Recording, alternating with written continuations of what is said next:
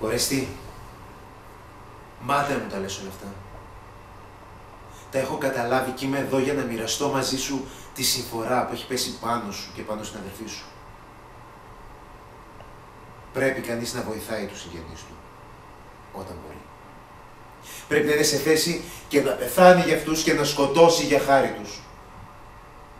Ο Θεός να μου δίνει τη δύναμη να μπορώ να φέρομαι έτσι.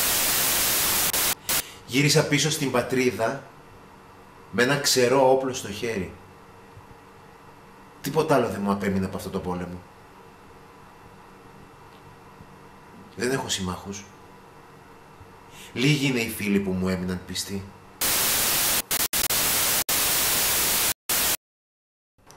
Δεν μπορώ να τα βάλω και με όλο το λαό. Δεν έχω τη δύναμη. Μόνο με το καλό μπορούμε να νικήσουμε. Τα λόγια είναι η μόνη μας ελπίδα. Τα εμπόδια είναι μεγάλα. Η βία δεν ωφελεί σε τίποτε. Μόνο με το καλό δεν μπορώ να τα βάλω και με όλο το λαό. Δεν έχω τη δύναμη. Δεν έχω τη δύναμη.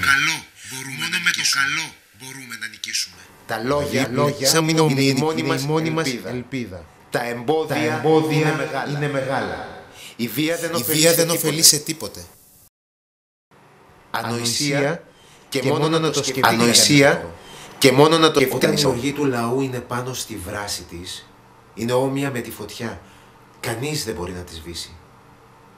Γι' αυτό πρέπει με το μαλακό. Πρέπει να περιμένουμε, να ησυχάσει. Έχει γη το λαός, αλλά ο Θεός μας φυλάει από τον οργή του. Είναι μεγάλο πράγμα ο λαός.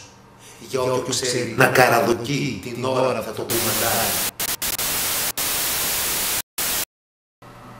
Πάω να βρω τον Ιδάριο. Θα μιλήσω και στο λαό.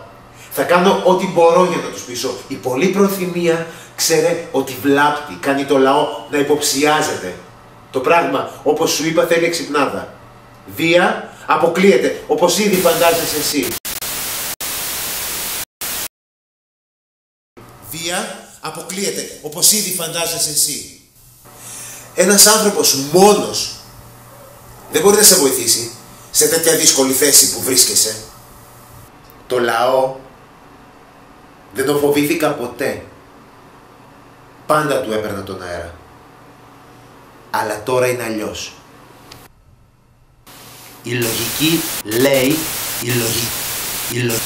η λογική λέει πρέπει να πάμε με τα νερά του.